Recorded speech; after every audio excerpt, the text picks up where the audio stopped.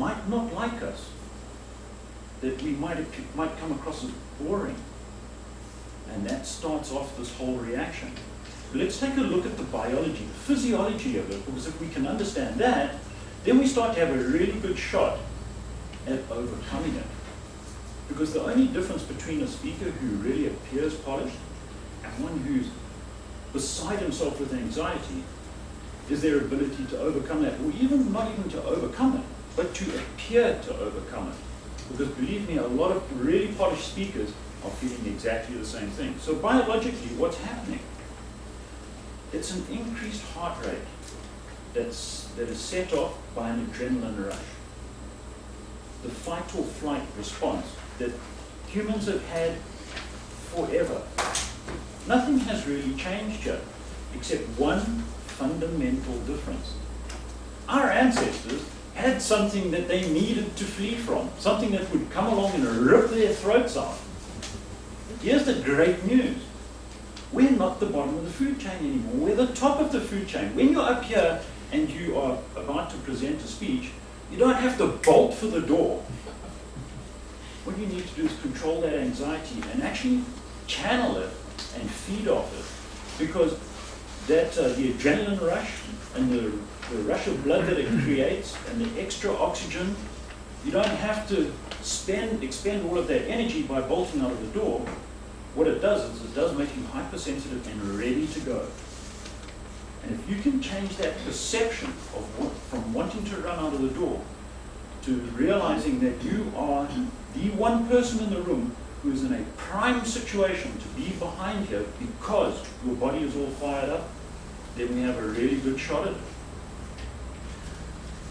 So tonight what I would like to do is to show you three different ways, three different categories, because there's lots of ways over the issues, but three different categories, and out of those categories, I'm hoping that you will take at least one thing away, and by all means take notes, and if we're a little short on time this evening, if you want me to expand on something, drop me a line, catch me at the break, and we'll go over it. The three are experience, mental rehearsal, as against practice, mental rehearsal, and relaxation.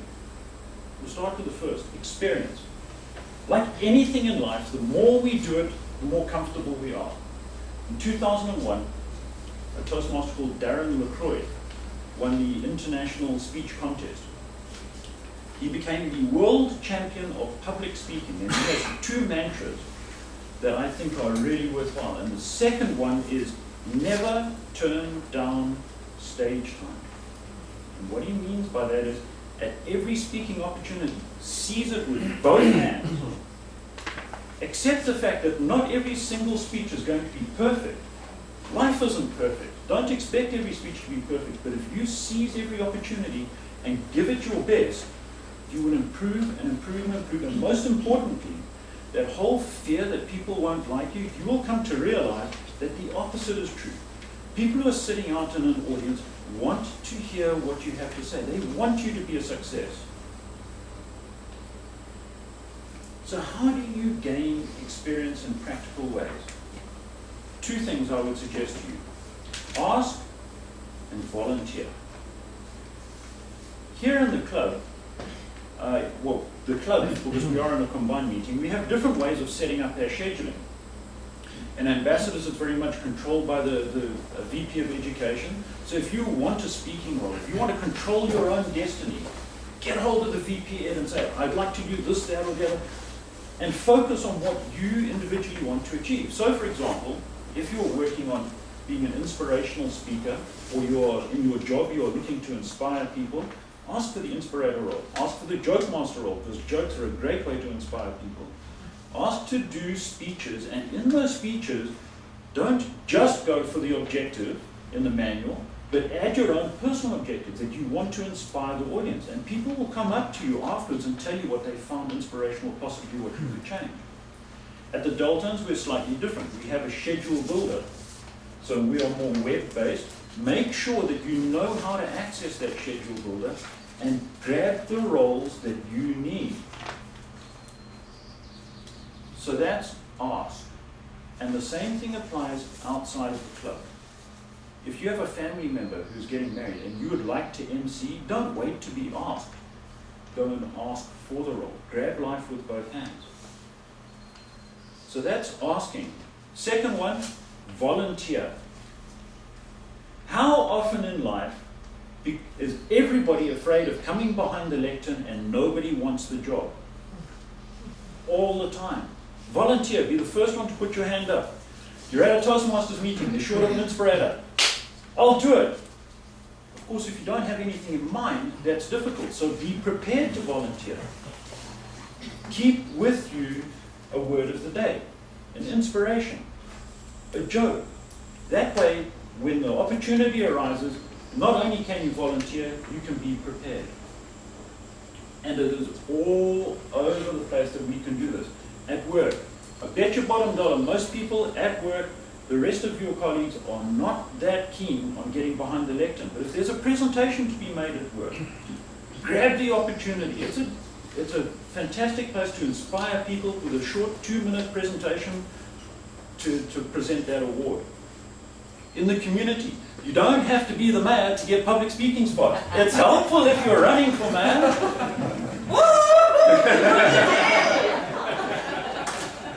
But if you join Rotary, if you join any of the community organizations, Ken will tell you, so that his time at Rotary, that's why he's a member of the club, because they present you with an amazing variety of public speaking opportunities. In your place of worship, here's a great one from our club that is different, that I hadn't come across before. I'm just going to ask Lorna. Lorna's done something really exciting with her public speaking. If you want to just tell the club. Sure. Yeah. Yes, I've done. Stand up, yeah. Come to me. I've done some narrations for an audio podcast, and it came about by my following of certain podcasts, and I would call in and give little stories and respond to things that were said in the podcast. And then I was approached by this guy who did the audio podcast to say, would I be interested in doing a narration? And I thought, sure, why not? And it's been most enjoyable. I'm just about to do my third one now, so I just started last year. So there we go, volunteer, international speaker, right there.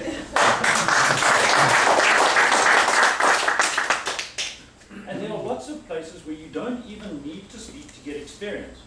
Now that might sound odd, but later on today we're going to have a table topic session. Now in that session a question is asked and somebody is invited up, and there's normally about 20 seconds before the people are going, please don't pick me. The question gets asked, somebody comes up. Don't waste that time. Don't revel in their discomfort. Think to yourself, how would I answer that? It's going to do a couple of things. It will make sure that you are mentally prepared whenever somebody asks you a question, because you will train yourself to be nimble. And if you ever have to evaluate table topic speakers, it will give you a foundation of being able to be empathetic with how they responded. And it's a neat segue into the second part. We've done experience. How about mental rehearsal? This isn't practicing that I'm talking about. This is picturing your success. So, the way it goes is this. And the idea comes from people like Seve Ballesteros, the golfer. If you can picture something, you can do it. So, once you have rehearsed your speech, take just a little bit of time to close your eyes. Let's do the open, for example. You close your eyes. You hear yourself being introduced by Lorna the Toastmaster. You picture yourself striding confidently to the lectern, shaking their hand, behind the lectern, looking at people, engaging them in eye contact, and being successful. And you do that with all the key parts of your speech. By the time you get to do the speech, you are ready to go.